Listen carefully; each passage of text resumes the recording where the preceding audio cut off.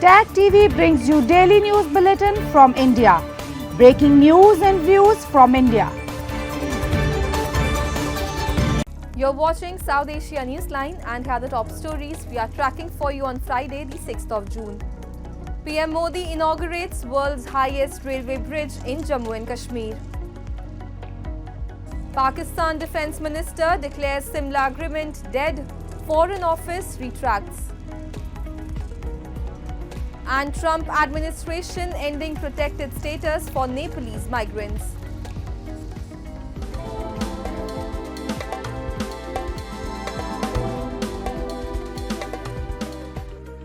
And now for all the details, in a major connectivity and infrastructure push for Jammu and Kashmir, Indian Prime Minister Narendra Modi on Friday inaugurated the world's highest railway bridge over the Chenab River. The engineering marvel is a key part of the Udhampur-Srinagar-Baramulla rail link project, which now seamlessly connects the Kashmir Valley to the rest of the India via rail. The 1,315-meter long structure, built to withstand 260 kilometers per hour winds and seismic activity, will drastically reduce travel time between Katra and Srinagar to just about 3 hours, which were only connected through roads. Alongside the Chenab Bridge, Prime Minister also inaugurated the Anji Bridge, India's first cable-stayed rail bridge worth 43,780 crore rupees. It includes 36 tunnels and 943 bridges across 272 kilometers, enhancing connectivity and logistics to the Kashmir Valley. PM Modi later also flagged off 2 Vande Bharat Express trains between Shri Mata Vaishno Devi Katra and Srinagar, bridging the Kashmir Valley to Jammu via rail network, which so far had been limited to road connectivity. The inauguration of development projects by Prime Minister is the first event in the border region of Jammu and Kashmir after the region was shocked by Pahalgam terror attack and Pakistan shelling in retaliation of India's Operation Sindoor. In his address, PM Modi hit out at Pakistan and said the neighbouring country is against humanity as he highlighted the targeting of unarmed tourists in Pahalgam attack. He said India's action in Operation Sindoor turned terror infrastructure into rubbles, with India's homegrown defence demolishing Pakistani weapons. He also announced compensation for those who suffered losses during Pakistan shelling and jobs for the next of kin of those killed in the border region in Pakistan's shelling. Moving on, the 4th India-Central Asia Dialogue commenced on Friday in New Delhi, with India's Foreign Minister Dr. S. Jaishankar hosting his counterparts from Kazakhstan, Kyrgyzstan, Tajikistan, Turkmenistan and Uzbekistan. The dialogue aims to bolster regional cooperation and deepen strategic partnerships. In his opening remarks, Dr. Jaishankar expressed gratitude to the Central Asian countries for their solidarity following the recent terrorist attack in Kashmir's Pahalgam. He emphasized the importance of collective efforts in combating terrorism and ensuring regional security. The dialogue serves as a platform to discuss various areas of mutual interest, including trade, connectivity, energy and cultural exchanges. Earlier on Thursday, a business council meet was also organized by New Delhi. The dialogue reflects India's commitment to enhancing engagement with Central Asia, recognizing the region's strategic significance. The discussions are expected to result in actionable outcomes that will further strengthen the multifaceted relationship between India and the Central Asian nations. And in a bizarre turn of events, Pakistan Defence Minister Khwaja Asif on Thursday said Simla agreement signed between the two countries is dead, only to be retracted by the Foreign Office hours later. Talking to Pakistani media outlet Geo News, Asif said since India has kept the Indus Waters Treaty at abeyance, the sanctity of the Simla agreement thus has been eliminated due to New Delhi's action. The agreement as a whole after this episode of war has now no value, he was quoted as saying by the media outlet. However, hours later, the statement was refuted by the Pakistan Foreign Office. Quoting an official at the Foreign Office, Pakistani media outlet The Express Tribune said while the conflict with India has prompted internal discussions within Pakistan, there has been no formal move to annul any agreements. At present, there is no formal decision to terminate any bilateral accord, the official was quoted as saying, indicating that the existing bilateral agreements, including the Simla Agreement, remain in effect. Signed by then Indian Prime Minister Indira Gandhi and Pakistani President Zulfikar Ali Bhutto in aftermath of 1971 Bangladesh Liberation War in July 1972, the pact decides to settle their differences by peaceful means through bilateral negotiations.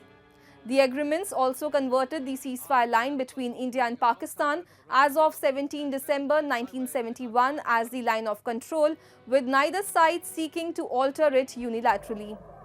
Following the recent simmering of tensions, Pakistan has time and again threatened to revoke the treaty. However, it continues to remain in place.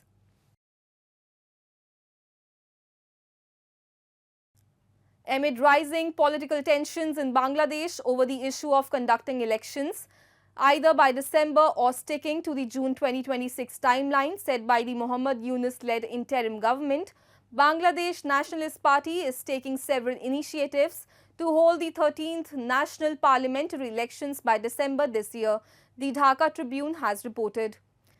BNP leaders are citing the examples of coups and civil wars in other countries and engaging in dialogue with other political parties to set the narrative to bolster their stance.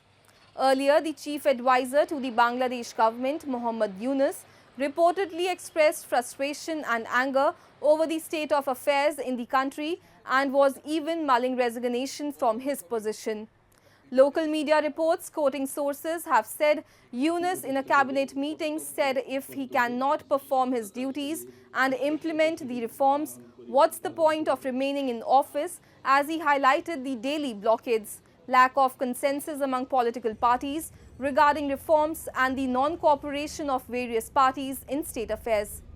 Yunus, who assumed power in August 2024 after protesters toppled the last elected government of Sheikh Hasina, has maintained that elections will be held only after reforms are completed.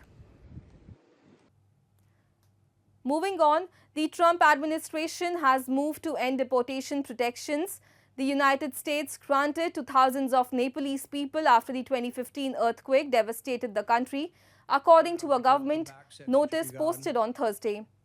Homeland Security Secretary Kristi Noem said in the notice that the administration is terminating temporary protected status for Nepal after a review found the country has largely recovered from the disaster.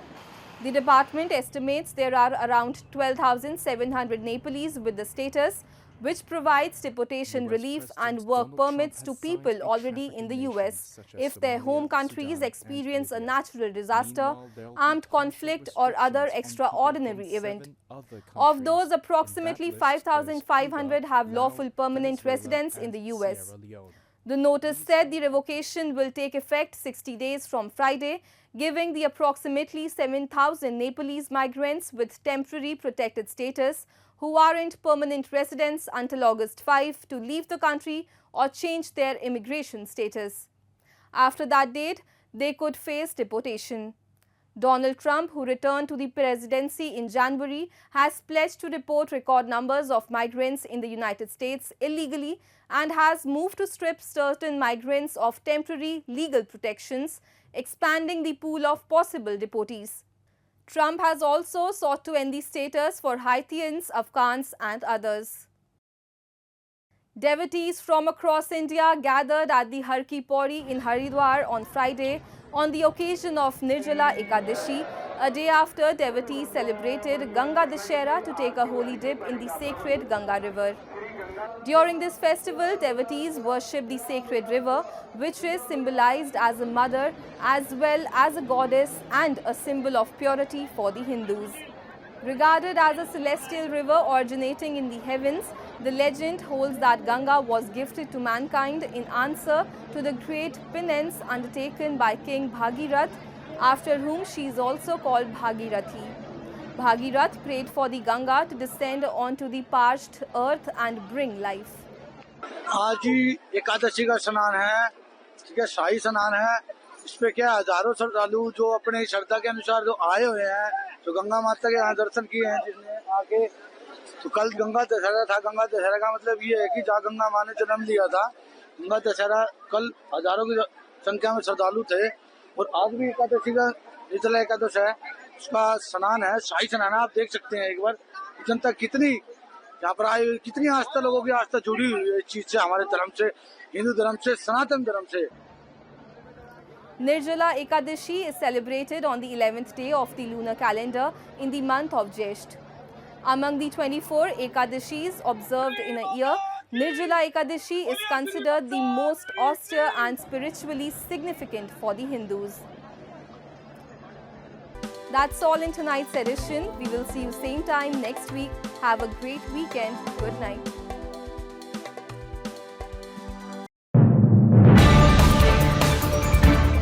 Tag TV brings you daily news bulletin from India. Breaking news and views from India.